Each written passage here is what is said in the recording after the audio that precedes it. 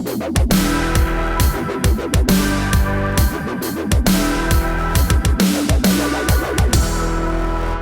first President Bush famously lacked the vision thing, and that's probably been missing in American foreign policy ever since. But the last guy I ever expected to show an actual vision in foreign policy turns out to be the president we've got right now, Donald J. Trump. And as something of a doubter myself, even if that's too strong a word these days, it is quite something to see as he works his magic in foreign policy over these last few weeks. Hey, everybody, I'm Steve Green with Bill Whittle and Scott Ott, and this is Right Angle, brought to you by the members of BillWhittle.com. Listen, gents, during this campaign and the primary and the general election, Donald Trump was never able to articulate a foreign policy vision. And I liked his stance. I like having a pro-American president for the first time in 8 years. I just didn't know what to expect because he didn't seem to know exactly quite what to say. But we're watching events unfold in three different places, in Israel, in Iran, and in North Korea, that make me think this is a guy who might just have a foreign policy vision. And Bill, you alluded to this a couple of weeks ago. This was sort of the inspiration of this segment when you called him President Peace Prize. Now, let me sort of give you the outline here. By opening the American embassy in Jerusalem, the actual capital of Israel, by abandoning the lousy Iran nuke deal, and by scaring the pants off of Kim Jong-un, President Trump has rigged things in such a way that it actually looks like there's a real vision here. Because, and this is the real kicker, I didn't share this with you in the pre-show, Bill.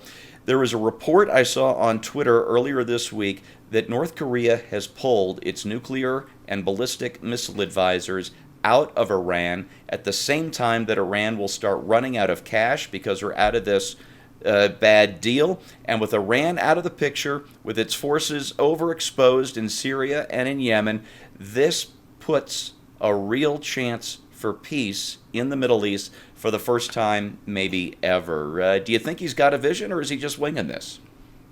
We spoke before the show about the idea that, some people think President Trump is playing four-dimensional chess, that he sees all of these moves 4 or 5 years into the future, and this whole thing is carefully planned. Listen, I think he's doing something much smarter than that, to be honest with you, because I think the entire idea of looking at politics as four-dimensional chess is in itself a trap and the source of all of our problems.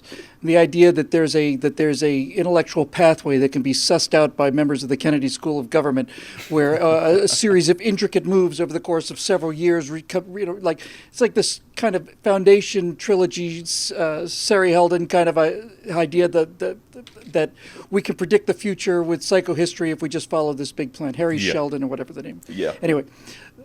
Selden. In any event, what Donald Trump has done is something much smarter than this. He said this whole idea of four-dimensional chess is ridiculous. This isn't chess, it's negotiation. Knock all the pieces off the board, and let's get down to what is actually here. And here's what I think these three things have in common, Steve, that's finally showing movement. I think that the North Korea situation, the Iran situation, and the Israeli embassy situation, that Donald Trump has changed. He's done the same thing in all three of these theaters. He's made it so that time is no longer working on their side. It's just that simple. Up until Donald Trump's changes of the game, time was on Kim's side, time was on the mullah side, and time was on the Palestinian side. And the longer they waited, the better things got for them. The longer Kim Jong-un waited and the more saber-rattling he did, the more deals he got, the more respect he got, the more everything he got. It was incentive, it was subsidizing him to continue with this nuclear adventurism. You'd mentioned that he got a wake-up call, Kim got a wake-up call from the Chinese. The Chinese had said, all right, enough of this nonsense. But that's because the Chinese also got a wake-up call from Donald Trump, who also told the Chinese that time is no longer on your side. You're no longer going to get not just a sweet deal, you're no longer going to get this vampire deal where we're just going to sit here and be a host organism for you to bleed out of. So number one, in North Korea, he said, no, time's not on your side anymore. Time's working against you. In Iran, where we now find out that this arrangement that Barack Obama had made with the mullahs, give them $800 million on a pallet of cash, just a big giant stack of $100 bills for your terrorism. And then we find out that this deal had arrangements where the United States would come to Iran's defense in the event of an attack by Israel and all the rest of this nonsense.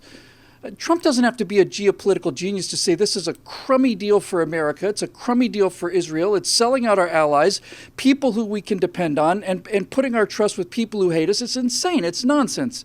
Chuck that deal out the window. Now time is on our side and not on the Iranian side. But I think this is most clear in Israel and the moving of the Israeli embassy, because the entire Palestinian uprising, the entire 50, 60 years now we've seen of just endless suffering in Palestine is predicated on the belief that the Palestinians have that someday all of this stuff is going to go back to being theirs. They're holding the key, or they're holding this, or they're holding that, or so on. This is what they've been told forever.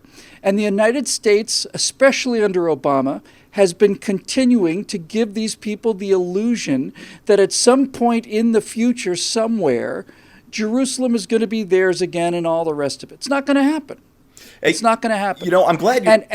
And Donald Trump, by moving the embassy to Jerusalem, is saying to them, this business of living in the past that Yasser Arafat and all the rest of you have been told, have put this misery on you.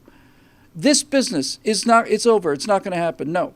So you better start thinking about your future instead of this imagined past, And just for the record, for those of you who are not so much up on your history, the Jews were in Jerusalem an awful long time before the Palestinians or the Muslims were. So you can just, in terms of who this land belongs to, well, much question up until about 1947-48, Palestinian was the word He's for making it clear Jews that, living this is in no what was longer called South Syria, which time is on their now side. called Israel and Jordan. Scott, And you I guys want to have talk not about moved in a long the time, which is Palestinians, I telling think, me because that, this we are call in has maybe failed. a unique moment of history where the Saudi Arabians, after giving them money and encouraging their terrorist activities for decades, the Saudi Arabians have gotten fed up, thanks in no small part to Crown Prince bin Salman, who is cutting off the money. Turkey can't afford to be as generous as everybody else was. And Jerusalem is off the table. If you're the Palestinian leadership, is it time to sit down? And do you sit down with Donald Trump, the so-called madman who moved our embassy to Jerusalem? Well, I don't know if Donald Trump is the right agent to sit down with, but I think he's created an atmosphere in which the Palestinians would be wise to sit down with the Israelis and perhaps their sponsors elsewhere in the Middle East and say, you know what, maybe we should work out a resolution. I think that the troubling thing here is the weeping and the wringing of hands that I see in the mainstream media, where essentially they're going, Trump is doing this provocative act of recognizing that Jerusalem is the capital of Israel and putting the American embassy there, which, by the way, they're just putting a new sign on the consulate that was already there. Yeah. But it is an official recognition of huge, that. Yeah. It is huge. And they're saying that he's going to ruin any chance for peace. I'm like, who are you kidding? I mean, I saw the picture of Menachem Begin and Anwar Sadat shaking hands with Jimmy Carter, and they, were all embracing at Camp David. And how many decades has transpired since then where we've had this just raging, bloody peace in the Middle East? I don't half think... a century. Yeah, I don't think that we've really had peace in the Middle East. And what's the worst thing that can happen? I mean, the last officially named, as they would call it, war between the Palestinians and the Israelis was just 4 years ago. And so now they're saying, well, there's the shooting that happened at the border crossing area when the Palestinians stormed the gate. And they're, bewailing 70 years since the catastrophe of being cast out of their homeland.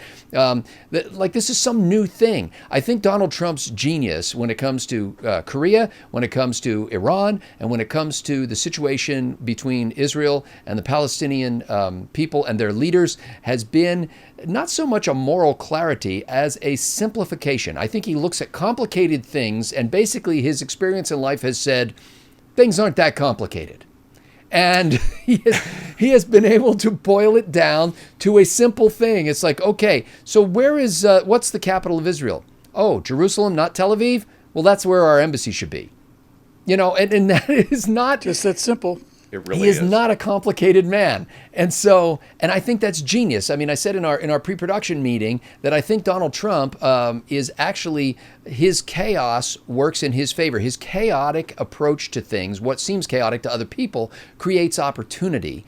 and he flows with opportunity and just makes the next move. And I think so far, I mean, I've got nothing but good things to say about him on the international front. I'm even okay with him referring to people as Little Rocket Man. Me too. Listen, folks, peace doesn't come until one side's hopes for victory are smashed. Bingo. Yeah, and Israel and Egypt signed their peace treaty just, 5 or 6 years after Israel destroyed the Egyptian Second Army out there in the Sinai Desert. It was an incredible battle, and that took away Egypt's hope of ever driving the Israelis into the sea, and they came to the peace table, and Israel also negotiated in good faith and gave back the entire Sinai that they'd conquered in 1967. So you have to take away hope. And this is what Trump has done. He's giving us hope here in the U.S. He's giving us hope here in the West. He's giving us lots of hope in Israel. They're just going crazy for him in Jerusalem this week. But by exposing Iran, by taking away the Iran deal, he takes away their money. He's taken Israel off the leash, and they are attacking and have attacked Iranian forces in Syria in a way they couldn't before while the deal was in place. The Saudis, who are, believe it or not, trying to move into the 21st century, they may only make it to the 19th, but, hey, baby steps.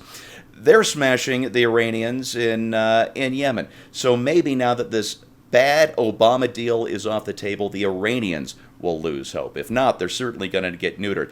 And by talking in the same tough language to Kim Jong-un that Kim Jong-un used against the West, he's forcing Kim to the negotiating table as well. Now, we don't know if any of these things are actually going to come to pass. We don't know if peace is going to suddenly break out all over the world. But what we do know is that Donald Trump, if he hasn't exactly had vision, he has, as Scott and Bill has said, certainly known how to take advantage of good luck and how to make his own luck. And that's probably the biggest secret to anybody's success. Or in the words of the wisest man I've ever known, Mr. Hannibal Smith, I'll love it when a plan comes together, even if it was only a plan in retrospect.